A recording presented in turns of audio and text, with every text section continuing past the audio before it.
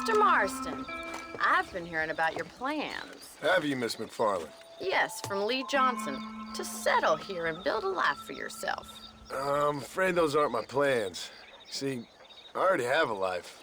Well, I had one, and I'm trying to reclaim it. Or maybe what you could say is that I had two, and I'm trying to end one of them so the other can survive. You do so love to talk in riddles, Mr. Marston. Do you do that, I wonder, as a substitute for having anything interesting to say? Probably, Miss McFarland. Oh, call me Bonnie, you fool.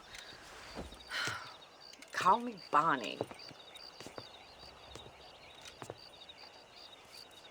Miss McFarland, I'm married. I have a son. I had a daughter, but she died. Years before that, I rode in a gang. We robbed banks, trains, held people ransom. We killed people we didn't like. Bill Williamson was in that gang. Now, if I don't capture my former brother in arms, great harm will befall my family. Now, I don't suppose any of this is very interesting to you, but I hope it explains why I wasn't so eager to talk about it. No, I do understand. I had no idea. You poor man. Even in this new country, memories don't really fade. My father was an illiterate Scot born on the boat into New York. He never saw his homeland, but to hear him talk about it, you'd imagine he only ever ate haggis and wore a kilt. And he hated the English for what they had done to his great-grandparents that he'd never met. People don't forget. Nothing gets forgiven. That's true, especially when it comes to money. And you know, even now, after all his labors, my father's debts are still terrible. I worry every day about us losing the ranch. It would kill him. My father died when I was 8 years old. His eyes were, well, let's just say he was blinded in a bar fight south of Chicago. My mother died during childbirth. She was a prostitute, and he was her, well, I don't know what he was. So I was sent off to an orphanage and ran away and fell in with a gang.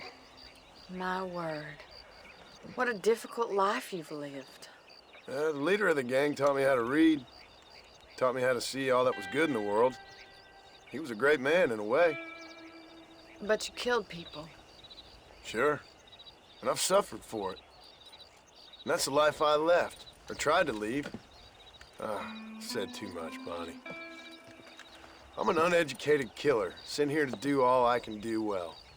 Kill a man in cold blood so that another man may do his part to cut crime in an area, and a rich man can be elected governor on the back of these promises. Civilization is a truly beautiful thing, Mr. Marston. Listen, can you help me? Well, I can try. What do you need, money? No, nothing so complicated. I need an extra hand to take out the herd to pasture. Sure.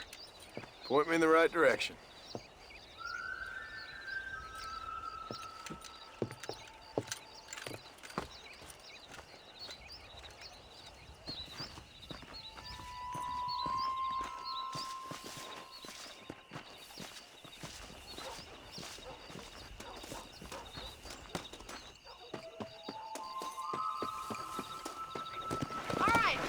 To the cow pen. It's about time a budding farmer such as yourself learned how to herd cattle. Come on, boy.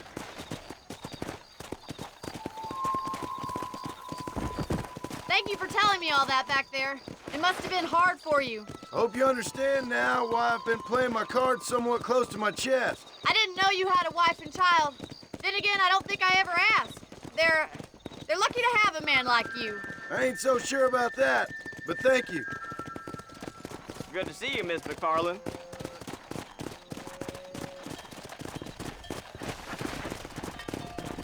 Easy now. These guys behind them, Mr. Marston. That's Come on! Nice job, Mr. Marston.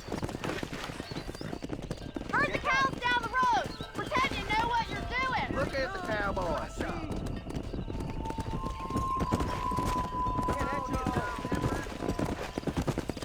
Whoa!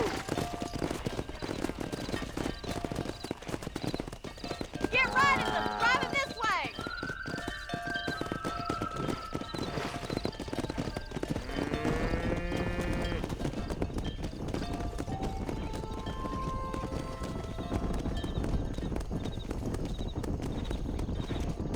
Yeah.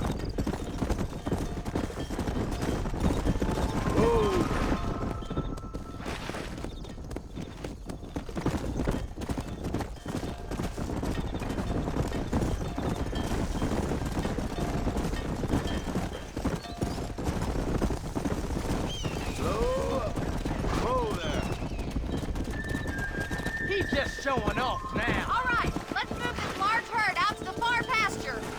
Come on.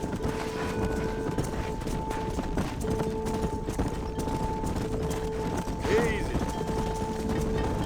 Swing back and forth behind us. Keep it nice and tight. Keep him tight now. Move! Come on! Move! Move! Barney's gonna love this. You're doing great, Move! Mr. Marshall. Stay with him. Keep that hand together for your first time. You're not bad with the herd. Ranching might be your true calling, Mr. Marston. Either that, or you were a cow in a past life. Thank you, Miss McFarland. I'll see you later. I have work to do back at the ranch.